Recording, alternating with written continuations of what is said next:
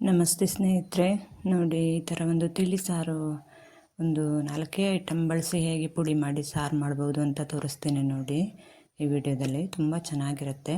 ನಾವು ಮಾಮೂಲಿ boiled rice ಮಾಡೋದು, ಇವತ್ತು ಇದಕ್ಕೆ ಚೆನ್ನಾಗಿರುತ್ತೆ. ವೈಟ್ ರೈಸ್ಗೆ ತುಂಬ ಚೆನ್ನಾಗಿರುತ್ತೆ, ಬಾಯ್ಲ್ಡ್ ರೈಸ್ಗೂ ಚೆನ್ನಾಗಿರುತ್ತೆ, ಆದರೆ ವೈಟ್ ರೈಸ್ಗೆ ತುಂಬ ಚೆನ್ನಾಗಿರುತ್ತೆ. ಅದಕ್ಕೆ ಈ ಥರ ಸಾರು ಪಲ್ಯ ಮಾಡಿದ್ದು ವೈಟ್ ರೈಸ್ ಮಾಡಿದ್ದೆ ಅವತ್ತು.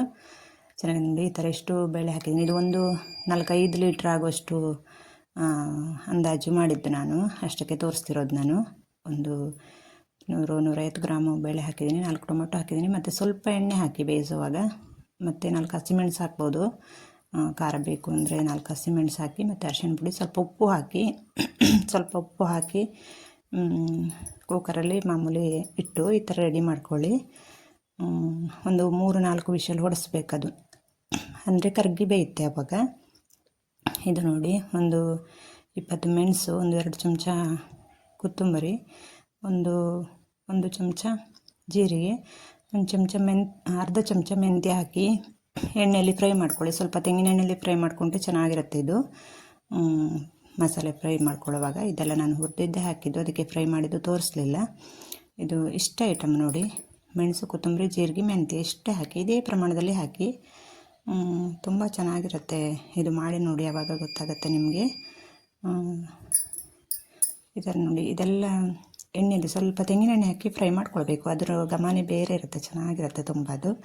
ನೋಡಿ, ಸ್ವಲ್ಪ ಒಂದು ಚಮಚ ತೆಂಗಿನ ಎಣ್ಣೆ ಹಾಕ್ಕೊಂಡು ಇದನ್ನೆಲ್ಲ ಫ್ರೈ ಮಾಡಿಕೊಂಡ್ರೆ ಆಯಿತು. ಮತ್ತು ಇದಕ್ಕೆ ಸ್ವಲ್ಪ ಬೇವಿನೆಲೆ, ಎಣ್ಣೆ ಫ್ರೈ ಮಾಡ್ಕೊಳ್ಳುವಾಗ ಕಡಲೆಬೇಳೆ, ಉದ್ದಿನಬೇಳೆ ಎಲ್ಲ ಹಾಕ್ಕೊಳ್ಬೋದು, ಆದರೆ ಇಷ್ಟೇ ಆದರೂ ಚೆನ್ನಾಗಿರುತ್ತೆ ನೋಡಿ. ನಾನು ಇಷ್ಟೇ ಹಾಕಿ ಮಾಡಿ ತೋರಿಸ್ತೀನಿ ನೋಡಿ. ಮಿಕ್ಸಿಯಲ್ಲಿ ಈ ಥರ ಎಲ್ಲ ಒಟ್ಟಿಗೆ ಹಾಕಿ ಪುಡಿ ಮಾಡಿಬಿಡೋದು. ಅದನ್ನು ನುಣ್ಣಗೆ ಆಗಬೇಕಂತೇನಿಲ್ಲ, ಈ ಥರ ಆದರೆ ಸಾಕು ನೋಡಿ. ಒಂದು ಸ್ವಲ್ಪ ಜರಿ ಇರುತ್ತೆ, ಅದು ಚೆನ್ನಾಗಿರುತ್ತೆ ರಸಮ್ಗೆ. ಇಷ್ಟು ಆದರೆ ಸಾಕು ನೋಡಿ. ಈ ಥರ ಜರಿಯಾಗಿದೆ ನೋಡಿ, ಚೆನ್ನಾಗಿರುತ್ತೆ, ತುಂಬ ಚೆನ್ನಾಗಿರುತ್ತೆ ಇದು. ಕುಕ್ಕರಲ್ಲಿ ಒಂದು 4 ವಿಷಲ್ ಹಾಕಿದ್ದೀನಿ ನಾನು. ಈ ಥರ ಆಗಿದೆ ನೋಡಿ. ಟೊಮೊಟೊ, ಬೇಳೆ ಎಲ್ಲ ಕರಗಿ ಬೇಯುತ್ತೆ, ಒಂದು 4 ವಿಷಲ್ಗೆ ಚೆನ್ನಾಗಿ ಕರಗಿ ಬೇಯ್ತಿತ್ತೆ. ಇದು ತಣ್ಣೀರಿಗೆ ಹಾಕಿ ಸ್ವಲ್ಪ ಇಟ್ಟು ಈ ಥರ ಸಿಪ್ಪೆನ ತೆಗೆದುಬೇಡಿ, ಅದು ಚೆನ್ನಾಗಿರುತ್ತೆ ಸಿಪ್ಪೆ ತೆಗೆದ್ರೆ. ಈ ಥರ ಮಾಡಿ ಅದನ್ನು ಕೈಯಲ್ಲೇ ನುಕ್ಬೋದು. ಏನು ಮಿಕ್ಸಿಗೆಲ್ಲ ಏನು ಹಾಕಲಿಲ್ಲ ನಾನು, ಏನು ಬೇಳೆನೂ ಹಾಕಲಿಲ್ಲ, ಇದನ್ನು ಟೊಮೊಟೊನೂ ಹಾಕಲಿಲ್ಲ, ಎಲ್ಲ ಚೆನ್ನಾಗಿ ನುಕ್ಬೋದು. ಸ್ವಲ್ಪ ನಿಮಗೆ ಟೊಮೊಟೊ ಸಿಗಬಾರ್ದು ಅಂದರೆ ಸ್ವಲ್ಪ ನುಣ್ಣಗೆ ಚೆನ್ನಾಗಿ ಹಾಗೆ ಇದು ಮಾಡಿ. ಇದು ನಾನು ತುಂಬ ಏನು ಮಾಡಲಿಲ್ಲ, ಸ್ವಲ್ಪ ಟೊಮೊಟೊ ಇದೆ, ಸಿಪ್ಪೆ ಇಲ್ಲ, ಹಾಗಾಗಿ ಚೆನ್ನಾಗಿರುತ್ತೆ ಅದು, ಪರವಾಗಿಲ್ಲ. ಈ ಥರ ನೋಡಿ, ಇಷ್ಟೇ. ಎಲ್ಲ ಮಿಕ್ಸ್ ಮಾಡಿ ಇಡೋದು. ಆಮೇಲೆ ಕುದಿ ಬಂದಮೇಲೆ ಈ ಥರ ಸಾರಿನ ಪುಡಿ ಹಾಕಿ, ಕುದಿ ಬರೋಕ್ಕೆ ಮುಂಚೆ ಹಾಕಬೇಡಿ, ಎಲ್ಲ ಇಟ್ಟು ಆಮೇಲೆ ಕುದಿ ಬಂದಮೇಲೆ ಸಾರಿನ ಪುಡಿ ಹಾಕಿ ಅದನ್ನು ಹೆಚ್ಚು ಕುದಿಸ್ಬೇಕಾಗಿಲ್ಲ. ಇದು ಹುಣಸೆಹಣ್ಣು ಇಷ್ಟು ಹಾಕಿ ಚೆನ್ನಾಗಿ ನೀರಲ್ಲಿ ಇದು ಮಾಡಿ ಹಾಕಿ. ಇದು ಮಾತ್ರ ಹಾಕಲೇಬೇಕು, ಚೆನ್ನಾಗಿರುತ್ತೆ ಅದು. ಈ ಥರ ನೋಡಿ ಇಷ್ಟೇ. ಇವಾಗ ಉಪ್ಪೆಲ್ಲ ನೋಡಿ ಹಾಕೋದು. ಎಂಡಲ್ಲಿ ಕೊತ್ತಂಬರಿ ಸೊಪ್ಪು ಹಾಕಿ ಆಫ್ ಮಾಡಿ ಬಿಡೋದು ಅಷ್ಟೇ. ಇದನ್ನು ಕುದಿಸೋ ಹಾಗಿಲ್ಲ. ಇಷ್ಟು ಕುದಿಸು ಆಫ್ ಮಾಡುವಾಗ ಒಲೆ ಮೇಲೆ ಹಾಕಿ ಇಳಿಸಿಬಿಡಿ ಅಷ್ಟೇ. ಇಷ್ಟಕ್ಕೆ ಎಷ್ಟು ಚೆನ್ನಾಗಿರುತ್ತೆ. ವೈಟ್ ರೈಸ್ಗಂತೂ ತುಂಬ ಚೆನ್ನಾಗಿರುತ್ತೆ ಇದು. ಒಂದು ಪಲ್ಯ, ಸಾರು, ಅನ್ನ ಇದ್ದರೆ ಒಳ್ಳೆ ಊಟ ಆಗುತ್ತೆ.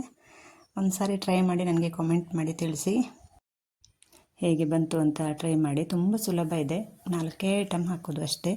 ಮೆಣಸು, ಕೊತ್ತಂಬರಿ, ಜೀರಿಗೆ ಮತ್ತು ಮೆಂತ್ಯ ಕಾಳು ಹಾಕಿ ಅಷ್ಟನ್ನೇ ಪುಡಿ ಮಾಡೋದಷ್ಟೇ ಅಲ್ವಾ. ತುಂಬ ಚೆನ್ನಾಗಿರುತ್ತೆ, ಒಂದು ಸಾರಿ ಟ್ರೈ ಮಾಡಿ.